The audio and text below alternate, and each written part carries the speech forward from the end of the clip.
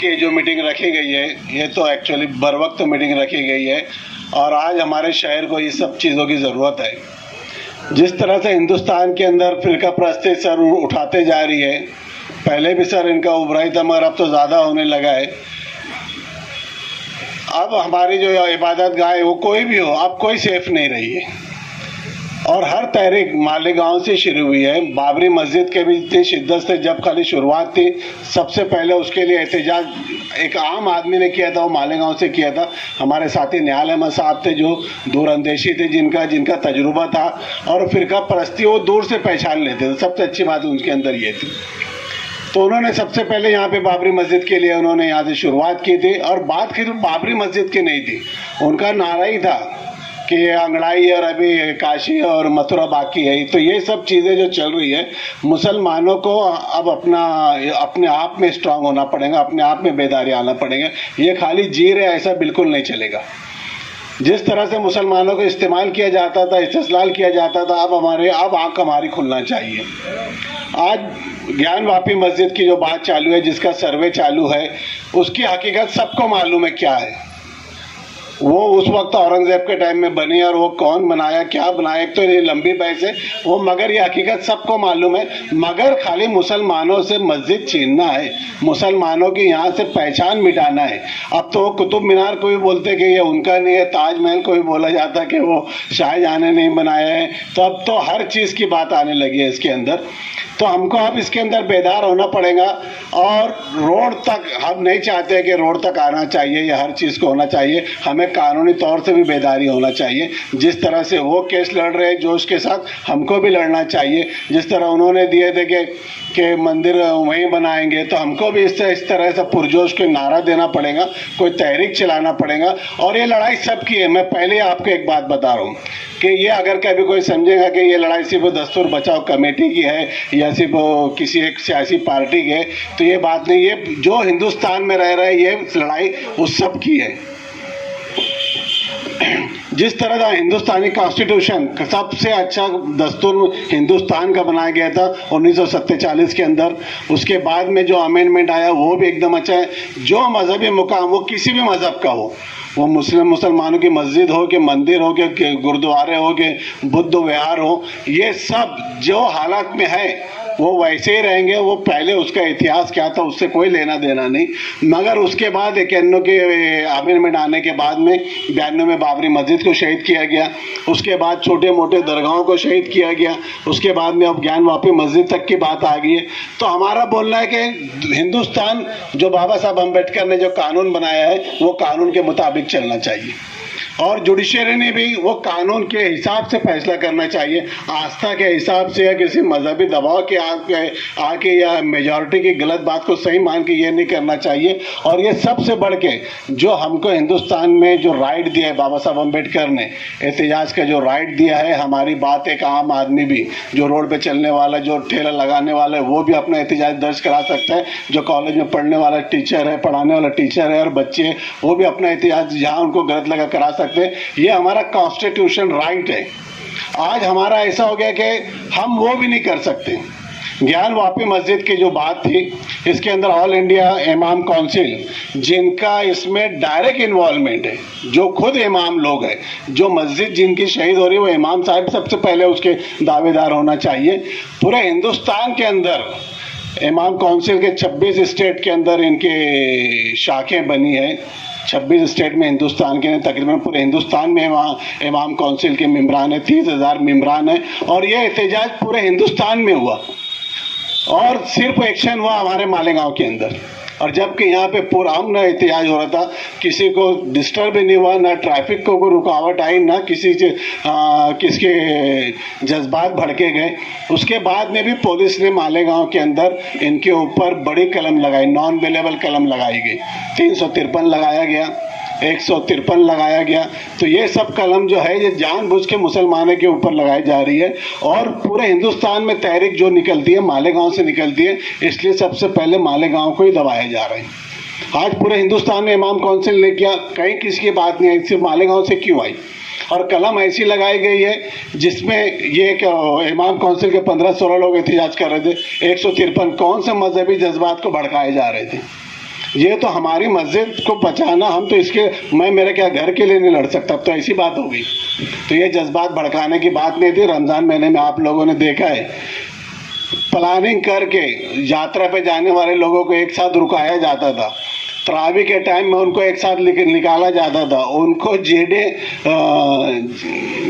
DJ उनको मुहैया कराया जाता था, और खाली दरेगांव से लेके मौसम पुल तक के तक, जबकि सही मानों में जज्बात भड़काए गए थे। जब किसी पे भी 153 लगाई नहीं गई, जब किसी पे कोई एक्शन लिया नहीं गया। ये हम सब्र तामुल का काम कर रहे हैं, और बिल्कुल हमको आगे भी सब्र से काम करना है, हमको भी उनको देखना है, मगर जो हमारी नाराज़गी दिखाना पड़ेगा। और ये लड़ाई सबकी है। जिस तरह से इमाम काउंसिल के 16 लोगों को उन्होंने अरेस्ट करके डायरेक्ट इमाम साहब को रोड से गलचंडी पीठ पे कपड़ा पकड़ के ढकेल के लेके गए, ये हमारे लिए आज हमारा इमाम जो हम जिसके पीछे नमाज पढ़ते हैं, जिसके लिए सबसे बड़ा अकीदा है, उसके लिए हम आज उसकी हिफाजत नहीं करते, सरेआम उनकी बेइज्जती हो रही, उसके बाद भी मुसलमान खामोश बैठे, ये तो अब चलेगा नहीं है। अच्छा, उनका कोई जज्बा कोई गलत नहीं था, मस्जिद के लिए कर रहे थे, वो भी कोई बात गलत नहीं थी, मगर ये पुलिस की जो दादागिरी होते जा रही है, कहीं ना कहीं चेक होना चाहिए। 12 नवंबर का भी जो मामला आप लोगों ने देखा, पूरे महाराष्ट्र के अंदर बंद का था, मगर एक्शन हुआ सिर्फ मालेगांव के अंदर। अभी भी हमारे 32 लोग जेल की सलाखों की मुसीबतें झेल रहे हैं, काफ़ी हमारे लोग दौड़ भाग कर रहे हैं, और कहीं ना कहीं हमारे शहर के लोगों को डराए गए। अभी भी इमाम काउंसिल का हुआ, सिर्फ मैं कोई जनता दल का हूँ इसलिए मैं जनता दल की बात नहीं कर रहा हूँ, जो काम करेंगे नाम उसी का होगा। सिर्फ वो जनता दल के मेम्बरानी पुलिस स्टेशन तक आए, जनता दल के मेम्बरानी कोर्ट तक आए, जनता दल के लोग ही वहाँ तक आए। तो ये जिम्मेदारी सारी पार्टियों की है, सारे अदारों की है, और हर शख्स की है। 12 नवंबर के बाद में पूरे शहर से एक आवाज़ उठी जा रही थी कि पूरा शहर ने एक साथ आके वहाँ जमा हो जाना चाहिए, पूरे शहर ने एक साथ आके जमा हो जाना चाहिए। मैं तो जब पुलिस स्टेशन गया तो मुझे ऐसे ही लगा था कि शायद मैं सबसे लेट जा रहा हूँ, पूरा शहर वहाँ जमा होगा, मगर शान और मुस्तकिम के अलावा मुझे कोई ऐसा बड़ा चेहरा दिखाई नहीं वहाँ पर।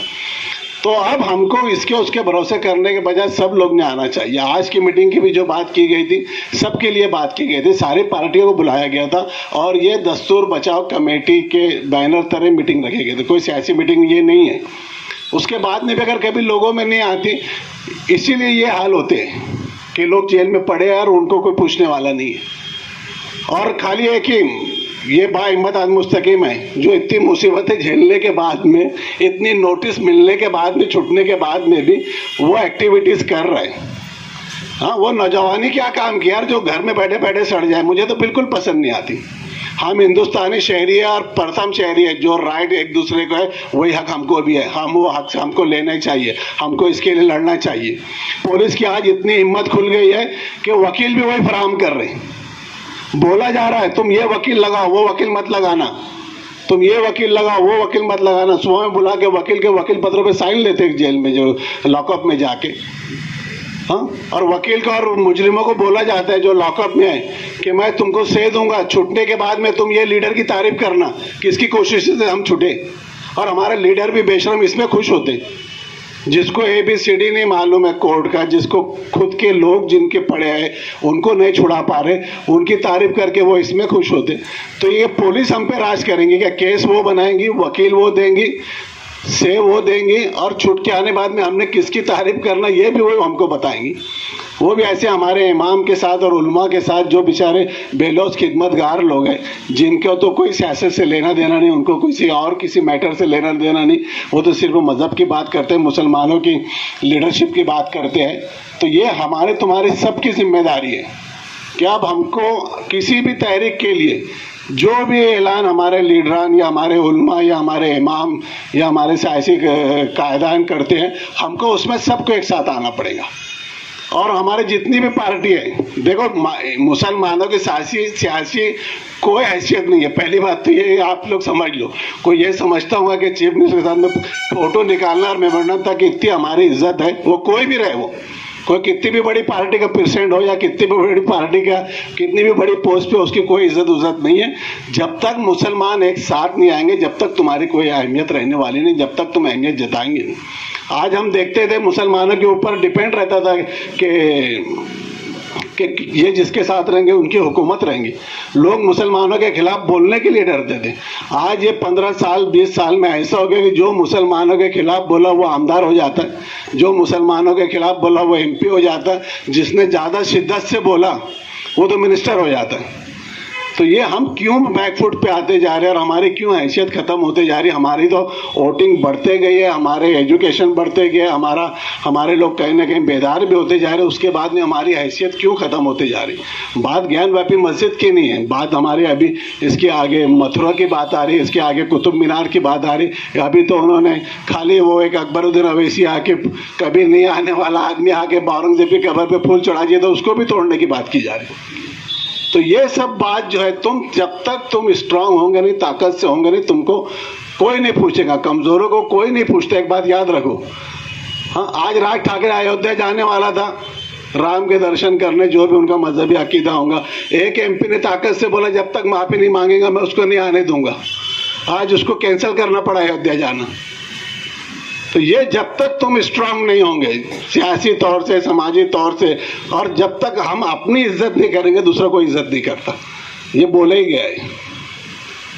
आई थिंक बिकॉज मैं सोचता हूँ, इसलिए मैं, तुम सोचो, अपना मुआसरा करो कि हमारी हालत क्यों और क्या हो गई। तो आज ये दस्तूर बचाओ कमेटी ने जो बुलाया, मैं मुबारकबाद पेश करता हूँ इसके कन्वीनर को, इसके जिम्मेदारान को, और जो लोग यहाँ आए हैं, बाहिम्मत नौजवान जो यहाँ आए हैं, जो बुजुर्गों यहाँ आए, आप लोगों को मैं दिली मुबारकबाद पेश करता हूँ कि ऐसे माहौल के अंदर जबकि लोग कोई बात करने भी मालेगांव में जनता तक लाओ, ज्ञानवापी की किसने मीटिंग तक का ऐलान नहीं किया था। ऐसे माहौल में आप लोग आए, ये नेक शगुन है हमारे लिए। शुरुआत छोटे लोगों, कम लोगों से होती है, आगे बात बढ़ते जाती है। तो मैं आप लोगों को मुबारकबाद पेश करता हूँ कि आप लोगों ने किया। आज हम इनके उलमाए काउंसिल की जो प्रेस कॉन्फ्रेंस थी उसमें भी हम शरीक होकर हमने उनको भी सपोर्ट किया। जो भी ऐसे काम में रहे, जो भी हमारे दस्तूर की हिफाजत के लिए आए, बिल्कुल हमको उसके साथ में रहना है। वो फिर किसी भी मसलक का हो कि किसी भी सियासी जमात का हो कि कोई भी आदमी हो, हमको उनके साथ में रहना है, उनके साथ में जोड़ के चलना है। ये हमारी, जब तक हम इकट्ठा नहीं रहेंगे हमारी हैसियत ही ख़त्म हो जाएगी। मैं आप लोगों को फिर मुबारकबाद पेश करता हूँ कि आप लोगों ने किया, और जो भी फैसला यहाँ पे होगा वो किसी भी तरह की तहरीकी हो कि अलामती हो, जो भी होगा हम सब आप लोगों के साथ में रहेंगे। शुक्रिया।